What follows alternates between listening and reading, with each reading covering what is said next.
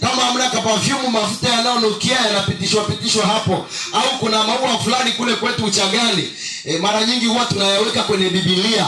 Lile huwa ukiliweka, ukinusa hiyo Biblia inasikia, inatoa harufu nzuri. Kwa hiyo unaweka pale.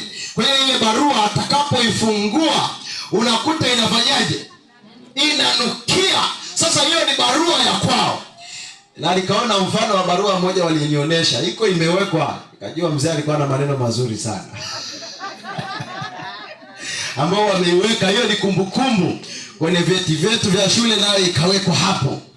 Mama anasema hii ni kumbukumbu, hata wajukuu wenu waje waione. Bwana Yesu asifiwe sana.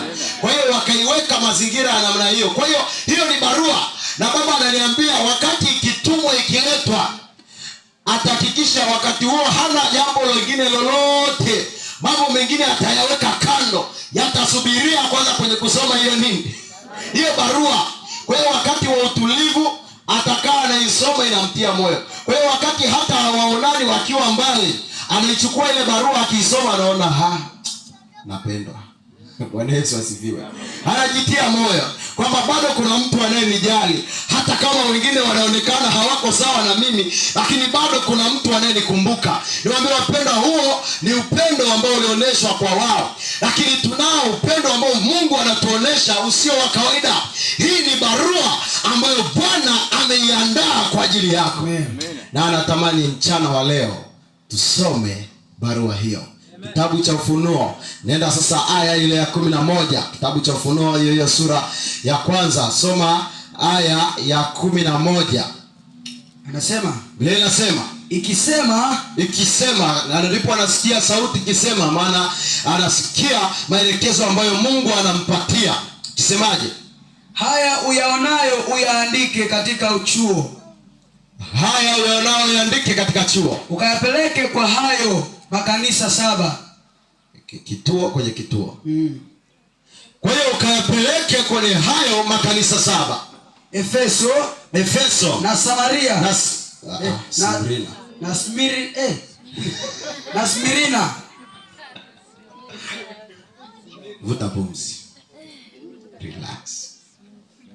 Twende kazi.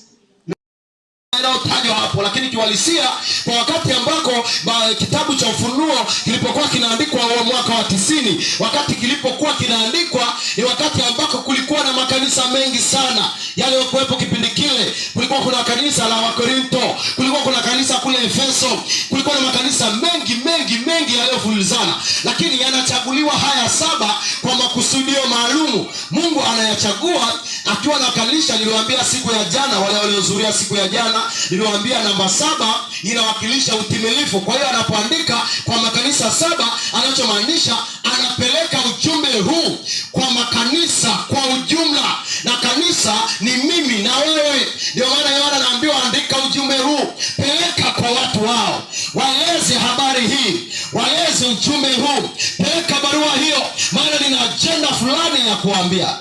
Msomaji yake vizuri, kama itawaumiza mimi sitaumia, maana niona sauti inanitosha, lakini wasikilizaji iwe kama jana.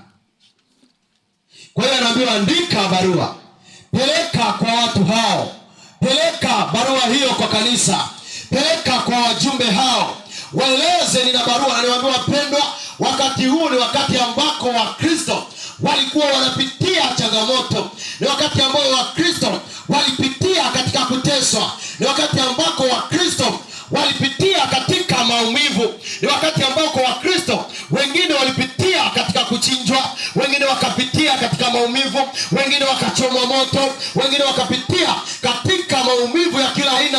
Na ndio wapendwa, tena wengine walipitia katika kutengwa, maana jamii iliwatenga, ikasema hawa hawafai tena kuwa wakwetu, hawa hawafai tena kushirikiana nao, hawa hawafai tena kukaa pamoja nasi. Kwa hiyo jamii ikatenga Wakristo waliokuwepo kipindi kile. Ndipo Yesu akamwambia Yohana, andika barua hii, peleka kwa watu wangu hao, maana ninajua yako mateso wanaopitia, ninajua yako maumivu wanaopitia, ninajua yako ziko changamoto wanazopitia.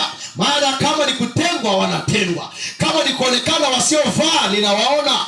Kila wanachopitia ninakiona. Kwa hiyo andika, nina barua kwa ajili yako. Ndio maana nakwambia mpendwa, Yesu ana barua leo kwa ajili yako.